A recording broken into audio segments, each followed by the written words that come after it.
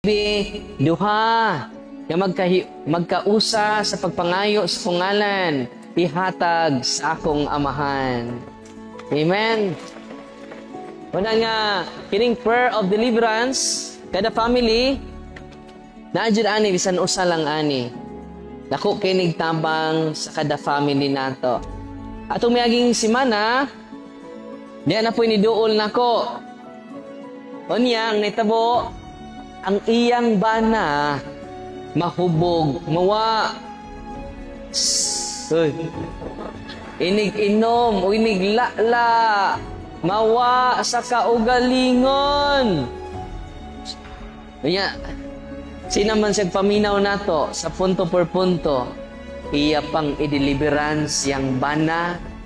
Kaya ba mo, ang mga yawa, sod siyang bana, nisulti. Pamingon, ayaw gamitan ng prayera kay masakitan me. Namalik me, kay wa mo tuo imong bana, wa mo subay sa rule of life. Unya ang iyang asawa, first time naka-deliverance. In the name of Jesus. Bisang nakulbaan siya. Gitiwas o gibalik-balik niya ang prayer of the church. Kaya ba mo? Naulian ang iyang bana o nangayog pasaylo sa tibok niyang pamilya.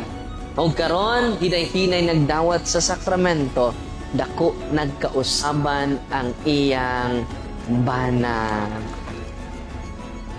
Grabe, no? At Father, dako kay epekto, Father. Dako kaayo og impact sa amo family ang prayer sa simbahan. Kada adlaw na sila magrosaryo.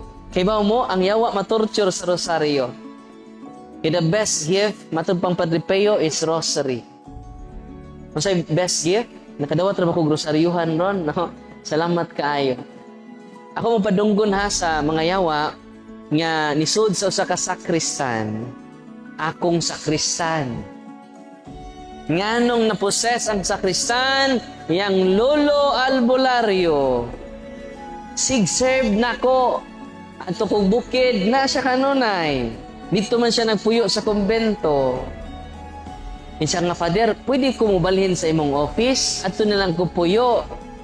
Kung daghan ng tao na muyo dito. Na sige na, Father, wama ko'y papa. Naluoy man ko. Sige, ato ka dito. Nya mga tao nga tuwa dito kay i-deliverance man kada semana. Ma-appeal na siyang deliverance. Oy, dito perting react. Ako